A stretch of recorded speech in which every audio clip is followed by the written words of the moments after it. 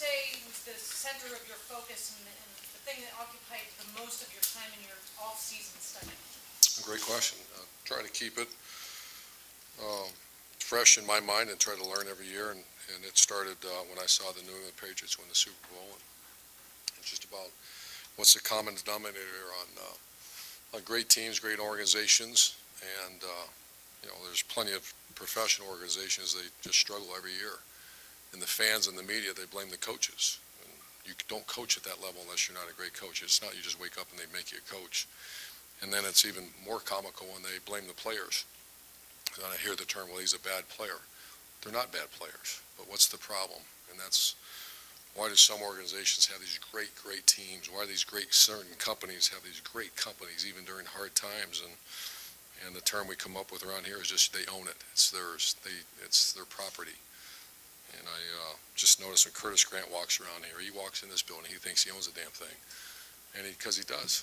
And he should walk around like that. And with that comes responsibility. You see someone treating it not nice, it's your home.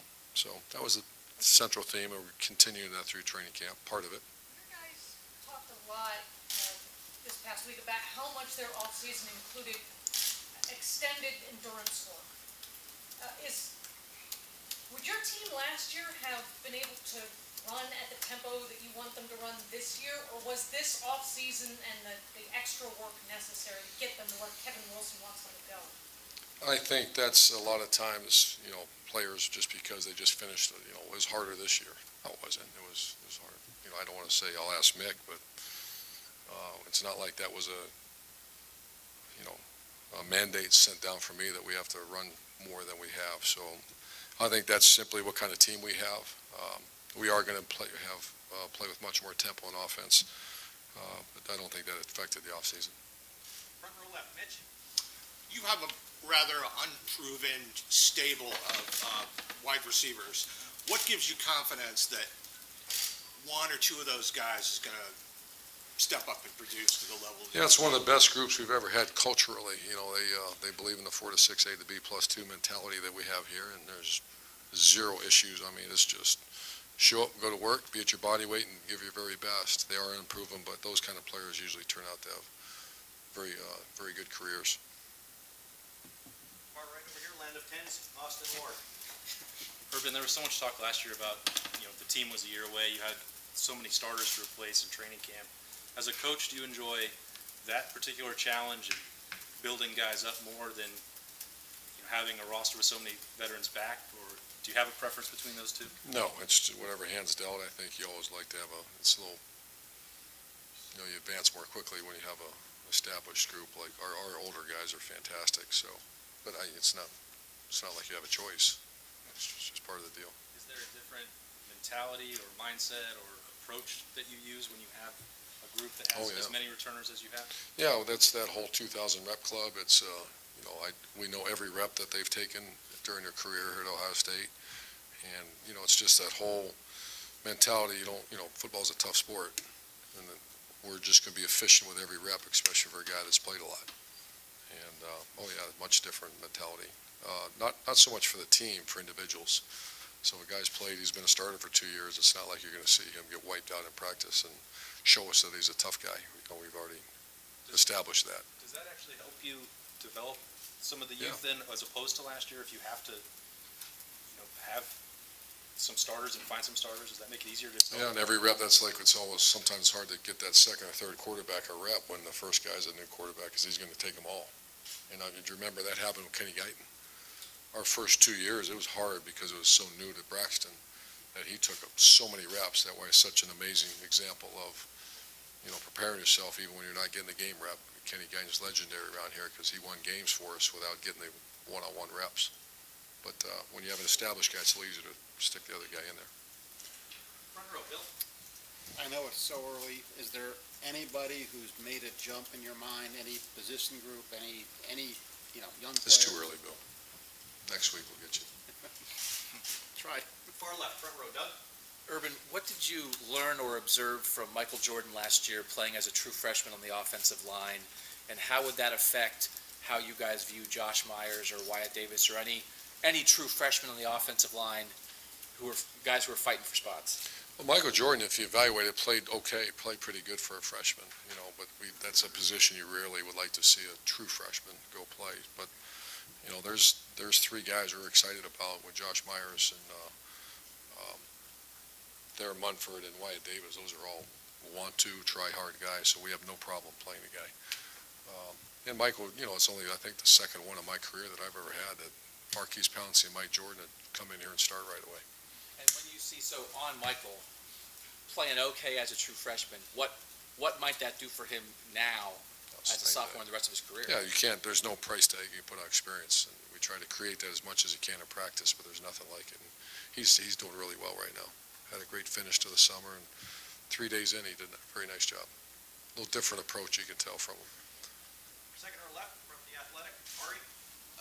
Urban, you guys have been in, interesting recruiting situations where, you're involved with trying to flip prospects, and then your prospects who are committed are trying to be flipped from other programs. I was wondering, you guys, I can't even think of maybe one that you've had flipped out of your class. You guys have done a very good job of taking prospects and then keeping the ones that are being recruited by others in your class. When a prospect's committed to you, what is the strategy? How have you been so successful in keeping a commitment once you've gotten it? I think it's our players, and I think it's our players' families. Why is Ohio State doing very well? It's a great place, and the culture is very good, and our kids love to go to school here and compete. And we try to tell them to hold off on committing too. A lot of the players try to commit right out of the jump, and take your time, because those are the ones that often say, now I got to rethink this thing through, and they start taking visits, and that's just, that's part of the game though. And we don't try to be over forceful one way or the other. I always make sure, are you sure you want to do this? Well, I'm kind of sure. Well, don't hold off. We're not a very pushy program. Does that make sense? But there are times where there's maybe 3 programs in college football that can offer what you guys offer from top to bottom. When one of those programs, like Alabama, for instance, comes in here, is it different? How do you handle that when, it's one thing to say Ohio State's a great place, but there are a few other programs that are on par with what you guys have. It's player to player, and, you've probably heard of some of them, and maybe some of you haven't heard of those kind of battles. Just honesty is the best policy, and do the very best you can. Try to do, the recruiter has a hell of a responsibility, the position coach, and obviously me, to make sure you maintain a great relationship. Far left, Matt. I know you mentioned that, free practices is too early to tell on players, but what do you in these early practices, you and the staff, what are you looking for? What does catch your eye? It's all culture at this point. That's that whole thing, that go hard, because there are going to be plenty of mistakes. And, the player that freezes up, and we have a saying around here, when contact is made, that means when you're in a game-like situation, you revert back to your training. The players that revert back to their training, that's the hardest thing for a quarterback, because they can look so good in drill work, and then all of a sudden you get out there and you can't hear the right guard misses a block, you get hit, and you lose your focus. Those are the quarterbacks you see really struggle in NFL, college, high school. The player that something good does not happen, he can go right back to fundamentals and all the training he's been through. Those are guys that play. So that's what I look for now in all our coaches. And as you start establishing depth charts, and we'll have a scrimmage this Saturday, and then after that you're going to start seeing depth charts starting to get materialized a little bit, and following that one, they're done. So they have about 10 days or, whatever it is to establish themselves, and that's what we're looking. We're not looking for assignment expertise yet. One other thing I wanted to ask you, I saw over the weekend, you guys posted that you were at Magic Mountain, and through the summer, I know they did outings at Zubizi Bay and other things. How important, I know that has nothing to do with the X's and O's of the game, but the culture stuff and team unity, how important is that stuff for you and the staff to kind of work in? Well, I think you've been around here long enough. It's called Power of the Unit, and that's 9 units strong, and that guy has to, before he can, do what you ask him to do, he's got to trust you. And how does he trust you? He's got to know someone other than the guy that, walks through these offices all the time. So we expect them to be over their house, get to know their families, they know their families, and do something other than, constant football. So you see us do that quite a bit. Mike Weber looked like he was sidelined on Thursday when we were out at practice. Is that injury related, and is he back to practice yet? He was jogging through. He has a little tight hamstring, so we're just being cautious this early out. So he's practiced a little bit today, and we're easing him in. All right, over here, Clay. Are you going goatee on game day? No, that's not my question. What was the best thing What was the best thing that happened today? Best thing that happened today. What stood out? We had 2 young defensive linemen that are on black stripe watch list. Not going to give you the names, but that was the best thing that happened. You can't give me the name? No, not yet. And no. No, you're going to shave. Front row left, Bill. Urban, Glad Clay's here. JT was talking the other day about, as he's learned your offense and learned opposing defenses, that maybe there were times where he would hesitate because what his knowledge told him would happen didn't happen, and he was pump fake. Is it possible for a quarterback to know too much, or think too much when he's Oh, sure, sure. It's a little bit of reaction because it's not perfect. And exactly. I've seen quarterbacks go through that, and that's why we try to do the best we can, given that situation in practice. And defenses, especially the multiple defenses where there's no definitive, what's the word I'm looking for? Definitive tendencies that we're going to face. That's the problem, especially for a quarterback like JT that's so smart. Alex Smith was the same way. Wait a minute, I thought we were practicing like this. Maybe a guy made a mistake, and so that's, you try to do the best you can to give them those situations, but I've seen that happen before, and I see that with JT. What's the balance maybe you try to strike then when you have a guy that's as intelligent as JT is, but you also maybe don't want to compromise his instincts either when he's out there playing? You try to just give him as much nonsense in practice, and that's what happens with, Kevin Wilson and Ryan Day like to go really fast, and he's going to have a lot of that.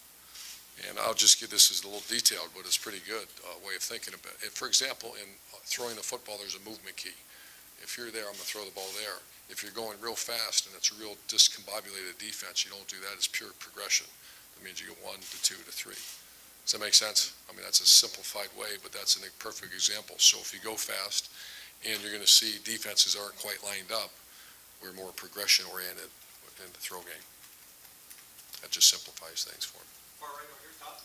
Urban, the NCAA did away with two-a-days. Did that affect how you did things, or did you already cut back on that? How did it affect it? And then the two-parter, you also have more days because you started earlier, like a lot of teams have.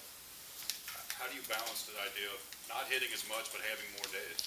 Well, I just saw the other day there's a proposal going across 25 practices, and we've had 29. Rarely do you use all 29. And so that's the biggest thing that we spent a lot of time this summer. And it's different when you play a couple preseason games. We are not playing preseason games. We are in the Big Ten Conference Game 1. So sometimes I'll count those games as a chance to get guys ready. We don't have that luxury this year. You're in it. So I'd like to think that we've always had 27 or 28 practices. So that's why I moved it up when we practiced on Thursday, Friday. So I'm trying to get as close as I can to our routine. We know that you need that many practices to get ready. So you're doing 28? Right now we have 28 scheduled. Are you at all concerned about guys getting stale an extra week? And what are you doing to avoid that? I gave them the weekend off. So we practice Thursday, Friday. They're going to practice today, tomorrow, Wednesday off. We're going to practice Thursday, Friday, Saturday, Sunday off. So yeah, we're very conscientious. And my staff, there's nothing worse than a stale, tired group. So I'm watching that. And last couple questions, front row middle, Steve. Yeah, Coach, we had a chance to talk to Jamarco Jones the other day, and it seemed like when things were kind of going sideways for your offensive line at the end of the season, he was a guy that kind of held his own, I guess. Maybe didn't have as many breakdowns. Just what did you see out of him down the stretch last year, his first year, and then what do you want to see in his senior year? How's he going to take it to the next level? He was one of our most improved players. He was a guy that comment I made about what happens when contact's made to revert back to his training. He was a guy that didn't do that. That's why he didn't play very much his first few years. And he was the one guy in that offensive line that him and obviously Pat Elflein were the two guys that when there was chaos going around him, you pretty much could count on them to settle things down and do their jobs. So just maturity, and he's turned into be a heck of a player. You view him as a leader up there? It's got to be. There's no choice. And final questions, front row right, Tim. Urban, when you look at this team, the group you've got out there, and I know y'all haven't played real football yet this preseason, pads on and stuff. Is this as deep a team as you've seen in a while? I mean, what is your certain take areas? Of but certain areas we're very thin. There's receiver. You're not a whole lot of depth there of experienced talent. The D line is the one area that you do. So I don't want people to start thinking. I hear that table that you get labeled, boy, what a deep, we're not deep at all. Yeah. There's certain positions, the secondary, it could be, but not You're talking deep. about proven guys, right? I Right. mean, yeah. I mean, but do you see a talent well there that's, It's too early to tell, too early, yeah. I'll let you know, when we have these weekly meetings and all that, but it's so early. You know, as you said, you've got 5 defensive ends you think could be playing in the NFL one of these days, will be draft picks and stuff. You still stand by that statement, right? I mean, 4, 4. Oh, I think you said 5. potentially 5. Yeah, potentially 5. And then you've got Chase Young coming along. I don't know, in that realm, are you as deep as you've ever been in a position like that? I think DN will be as deep as we've ever been at the defensive end. We're not inside yet. It just depends how well Sprinkle comes back and other guys mature. But yeah, defensive end is, I would put ours against any group I've ever had or anybody in America. And let's say, wide receiver, what does a young wide receiver, a freshman-type wide receiver, have to do in your mind to get on the field to earn playing time? What will you be watching for from those young guys in the next several weeks? Well, the guy that's kind of stepped up a little bit is Jalen Harris from Cleveland. He's kind of a playmaker, but he's still a very immature player, which is not a negative yet. It will be if I'm still saying that 10 days from now. But he's shown that he's got the he's got the skill set to play here, no doubt. Now it's how soon can he learn the offense and fight through injuries, etc. And you got Trevon Grimes on Yeah, he went. He's not competitive yet. He's doing all the run-throughs, all the non-contact stuff, and it's getting close that we're going to put him out there. Coach, thank you. Thanks, guys. Thanks, man. All right, folks, we'll see you on, hey, just FYI, so it's all dead serious.